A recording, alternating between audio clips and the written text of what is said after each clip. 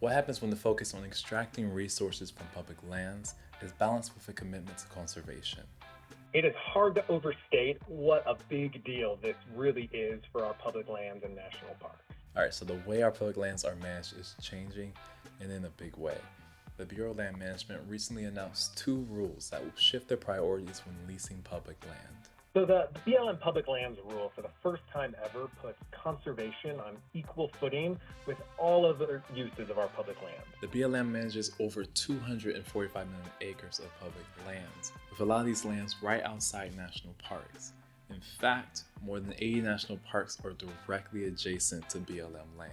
So the health of our parks is directly affected by decisions made by the BLM. In Colorado alone, the Public Lands Rule changes how BLM handles its 8.3 million acres.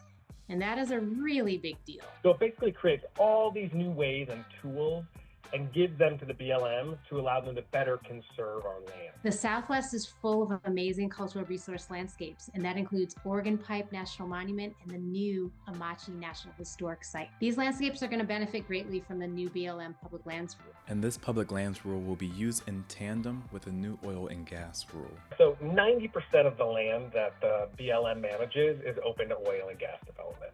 And for decades, the industry has drilled where they want, when they want, even if it's right next to a national park. From 2013 to 2022, the BLM opened over 40 million acres for extractive use.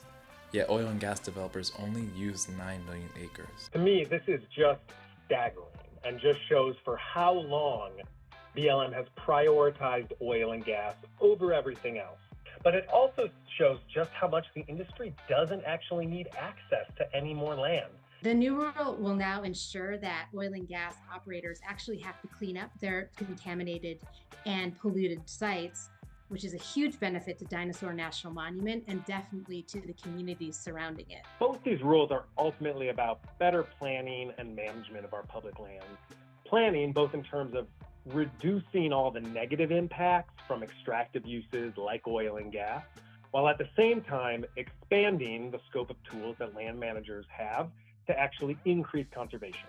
So managers can now use these tools to think about how we protect full, large, intact landscapes. National parks are communities, and if we want them to be protected, we have to care about the lands outside of our national parks because it's all part of a connected landscape. These 2 rules give the BLM the tools it needs to make informed decisions about land management. What we have now is a once-in-a-generation opportunity for the BLM to really put conservation on equal footing with extractive industries and really ensure that all the public land that we as Americans own is managed for conservation in a way that benefits us and benefits national parks. And this will finally allow us to see what happens when we strike a balance between conservation and extraction.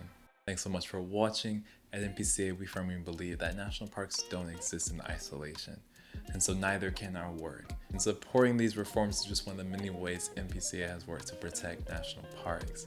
And it's one that wouldn't have been possible without the many park advocates that joined us in raising their voice and signing petitions. Make sure you follow to the link in our description where you can sign up for action alerts, because it's just such a simple way to make a truly big impact. Thanks for watching. We'll catch you in the next one.